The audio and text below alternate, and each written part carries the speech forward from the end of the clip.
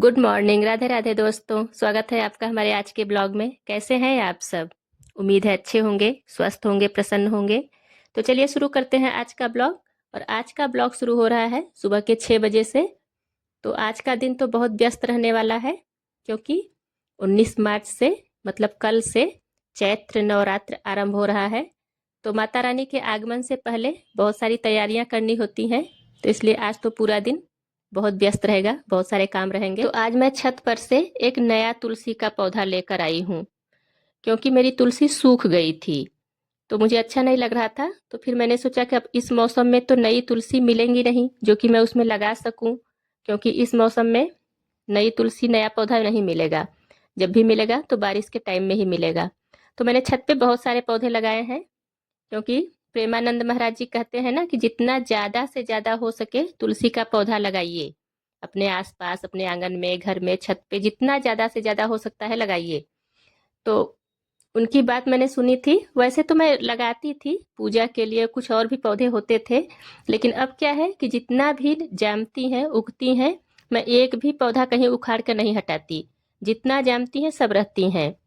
तो वो बता रहे थे प्रेमानंद महाराज जी कि जितना ज्यादा से ज्यादा तुलसी जिस घर में रहती हैं, तो उस घर में किसी की अकाल मृत्यु नहीं होती है।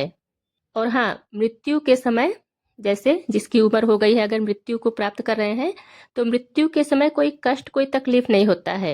मतलब यमराज नहीं आते हैं लेने, और ना ही बल्कि भगवान के गण आते हैं। क्योंकि कहा जाता है कि जहाँ सारे तुलसी के पौधे होते हैं, तुलसी मैया रहती हैं, तो वो जगह किसी तीर्थ से कम नहीं होता है। तो इसलिए मैं नया लेके आई हूँ पौधा। और लग भी रहा था कल से नवरात्र आरंभ हो रहा है, तो फिर मैं पूजा कैसे करूंगी, सूख गई है तो। और तुलसी का पौधा एक ऐसा पौधा होता है जो 20 से 24 घंटे ऑक्सीजन देता है। तो इसीलिए चाहे घर में लगाइए, आंगन में लगाइए, तो बहुत अच्छा रहता है, क्योंकि वातावरण को भी शुद्ध करती हैं तुलसी मैया। ज्यादा से ज्यादा हमें ऑक्सीजन देती हैं। तो इसलिए भी अगर आसपास बहुत सारे तुलसी के पौधे हैं, और उनकी सुगंध से आसपास के जो जर्म्स कीटाणु होते हैं वो भी नष्ट हो जाते हैं। तो इसलिए अपने आसपास ज्यादा से ज्यादा तुलसी लगाइए तो अच्छा रहता है। तो फिर अभी मैं बना रही थी मिठाई कल के लिए।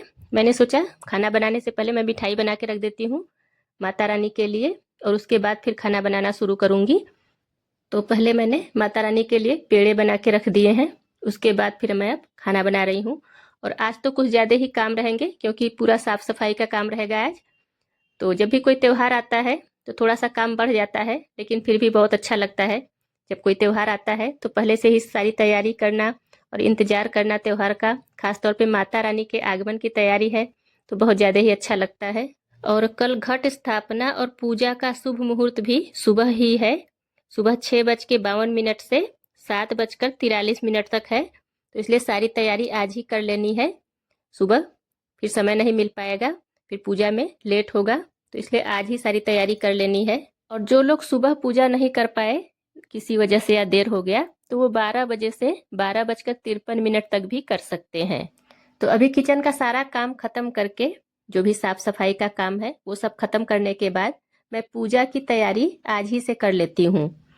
पूजा की तैयारी से मतलब है, जैसे मुझे देखना होगा कि मंदिर में क्या है क्या नहीं है। घी खत्म हो गया तो उसको भर के रखना है, हवन सामग्री है, दसांग वगैरह है, तो वो सब मैं बना के रख लेती हूँ। धूप है, बाती है, तो वो सब मैं तैयार करके रख लेती हूँ। तो उससे क्या होता है कि फिर जल्दी जल्दी नहीं करना होता है, फिर आराम से शांत मन से पूजा कर सकते हैं। क्योंकि 9 दिन पूरा सुबह शाम दोनों समय पूजा करना रहता है। वैसे तो मैं हमेशा ही सुबह शाम पूजा करती हूँ, क्योंकि मेरे लड्डू गोपाल हैं, तो शाम को भी उनकी सेवा रहती है, तो मैं शाम को भी पूजा करती हूँ। लेकिन फिर भी एक तरह से देख लेती हूँ क्या है क्या नहीं है, तो वो सारी तैयारी हो जाती है, तो पूजा बड़े आराम से हो जाता है। जैसे कलश वगैरह है तो वो सब रखा हुआ रहता है अलग स्टोर में, तो वो सब निकालना होता है, पूजा के ज्यादा बर्तन, तो वो सब मैं आज ही कर लूंगी, तो वो ठीक रहता है। तो अभी मैं किचन की सारी साफ सफाई करूंगी, जो भी डिब्बे वगैरह हैं वो सब मैं अच्छे से धुलूंगी, सबको साफ करूंगी, क्योंकि रोज प्रतिदिन उतना नहीं हो पाता है। तो आज मैं अच्छे से पूरा डीप क्लीनिंग करूंगी। और माँ के आने से पहले पूरे घर की अच्छे से साफ सफाई जरूर करनी चाहिए। और अगर हो सके तो पूरे घर में गंगा जल का छिड़काव जरूर करना चाहिए, ताकि माता रानी हमारे घर प्रवेश कर सके, आ सके। और अपनी कृपा हम पर बरसा सकें। और हाँ, मुझे 9 दिन कौन कौन से कपड़े पहनने हैं वो भी तैयारी मैं आज ही कर लेती हूँ। 9 दिनों के लिए मैं 9 कपड़े अपने सेलेक्ट करके रख देती हूँ, क्योंकि ऐसा कहा जाता है ना कि 9 दिन के 9 रंग जो होते हैं वो माता रानी के पसंद के होते हैं। तो मैं माता रानी के पसंद के रंग ही पहनना चाहती हूँ। ऐसा कहा जाता है कि हर दिन हर एक रंग माता के हर एक स्वरूप को दर्शाता है। तो इसलिए मैं 9 दिनों के लिए 9 साड़ियाँ मैंने निकाल रखी हैं। तो मैंने सोचा कि आपको भी दिखा देती हूँ, हो सकता है आपके भी काम आ जाए। तो मैं 9 दिनों के लिए ये सारी तैयारी करके रख ले रही हूँ कि मुझे किस दिन कौन सी साड़ी पहननी है। और वैसे भी साड़ियाँ पहन नहीं पाता है कोई, आजकल कोई हैवी साड़ियाँ कौन पहनता है। तो कम से कम पूजा पाठ में पहनेंगे तो एक अलग ही मन में सुकून भी मिलेगा। और ये जो भी हमारे त्योहारों से संबंधित रीति रिवाज या परंपराएं हैं, तो मैं उनको पूरे मन से निभाती हूँ और मुझे अच्छा भी लगता है। मुझे नहीं पता कि बाकी लोग इसके बारे में क्या सोचते हैं, लेकिन ये सब कुछ बातें मानकर मुझे बड़ा सुकून मिलता है। तो मैं तो वो सब कुछ करती हूँ जो मुझे अच्छा लगता है। तो देखिए, ये पहले दिन माँ शैलपुत्री की पूजा होती है। तो उस दिन हम पीले रंग का कपड़ा पहनते हैं। तो मैंने ये पीले रंग की साड़ी निकाल रखी है पहनने के लिए। और दूसरे दिन माँ ब्रह्मचारिणी की पूजा होती है। तो माँ ब्रह्मचारिणी के दिन, जिस दिन माँ ब्रह्मचारिणी की पूजा होती है, उस दिन हरे रंग के कपड़े पहनते हैं। तो ये है मेरी हरे रंग की साड़ी। तो इसको मैं दूसरे दिन, नवरात्रि के दूसरे दिन पहनूंगी। और हाँ, मैं आपको साथ में एक और बात बता देती हूँ कि किस दिन माता रानी को कौन सा भोग लगाएं। तो पहले दिन माँ शैलपुत्री को घी का भोग लगता है या फिर घी से बने हलवे का भोग लगता है। और दूसरे दिन माँ ब्रह्मचारिणी को मिश्री या बतासे का भोग लगता है, चीनी मिश्री या फिर बतासे का भोग लगता है। और तीसरे दिन माँ चंद्र घंटा की पूजा होती है। तो माँ चंद्र घंटा की पूजा में ग्रे या फिर भूरे रंग के कपड़े पहनते हैं। तो ये देखिए, ये ग्रे रंग की साड़ी है। तो पूरी तरह से ग्रे कलर की नहीं है, इसमें दूसरा कलर मिक्स है। तो कोई बात नहीं है, थोड़ा सा ऊपर नीचे चल जाएगा। अगर कोई कलर थोड़ा हल्का गाढ़ा है या कुछ ऐसा है तो उससे कोई दिक्कत नहीं है, वो हो जाएगा। तो ये मैं ग्रे कलर की साड़ी पहनूंगी। और माँ चंद्र घंटा को दूध या दूध से बनी मिठाई का भोग लगाया जाता है। और नवरात्रि के चौथे दिन माँ कुष्मांडा की पूजा होती है। तो जिस दिन माँ कुष्मांडा की पूजा होती है उस दिन नारंगी रंग के कपड़े पहनते हैं। तो ये देखिए, ये है मेरी नारंगी रंग की साड़ी। और माँ कुष्मांडा को मालपुए का भोग लगाते हैं। और नवरात्रि के 5वें दिन माँ स्कंद माता की पूजा होती है। तो जिस दिन माँ स्कंद माता की पूजा होती है उस दिन सफ़ेद रंग की साड़ी पहनते हैं, मतलब सफ़ेद रंग के कपड़े पहनते हैं। तो बहुत लोगों को सफ़ेद रंग का पहनना अच्छा नहीं लगता है। तो ज़रूरी नहीं है कि पूरी तरह से सफ़ेद हो, थोड़ा उसमें मिक्स हो, या फिर जिन्हें नहीं पसंद है तो वो पीला भी पहन सकते हैं। तो ये देखिए, ये मेरी साड़ी है, लेकिन ये पूरी तरह से सफ़ेद नहीं है, इसमें ये हाफ हाफ करके है। तो इसमें चॉकलेटी कलर भी है। और ये सही है, पूरी तरह से सफ़ेद पहनना सबको पसंद नहीं होता है। तो ये हो जाएगा माँ स्कंद माता के दिन। और माँ स्कंद माता को केले का भोग लगाया जाता है। और अब नवरात्रि के छठे दिन, नवरात्रि के छठे दिन माँ कात्यायनी की पूजा होती है। और उस दिन लाल रंग के कपड़े पहनते हैं।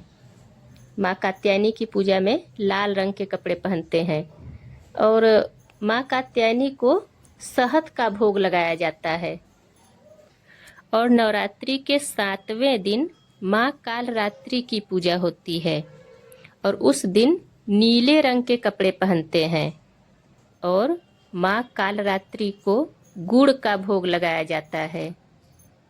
और नवरात्रि के 8वें दिन यानी अष्टमी को माँ महागौरी की पूजा होती है। और उस दिन गुलाबी रंग के कपड़े पहनते हैं, गुलाबी या फिर लाल रंग के। और माँ महागौरी को नारियल या फिर नारियल से बनी मिठाई का भोग लगाया जाता है। और नवरात्रि के 9वें दिन माँ सिद्धिदात्री की पूजा होती है और इस दिन बैगनी रंग के कपड़े पहने जाते हैं और इस दिन माता को हलवा, पूरी, बतासे, चने का भोग लगाया जाता है। तो ये हो गए 9 दिन के लिए पहनने के लिए 9 रंग के कपड़े। तो ये सारी मेरी तैयारी हो गई है, तो फिर बीच में मुझे अब कोई दिक्कत नहीं होगी। प्रतिदिन पहनने के लिए मेरे कपड़े सब तैयार हैं।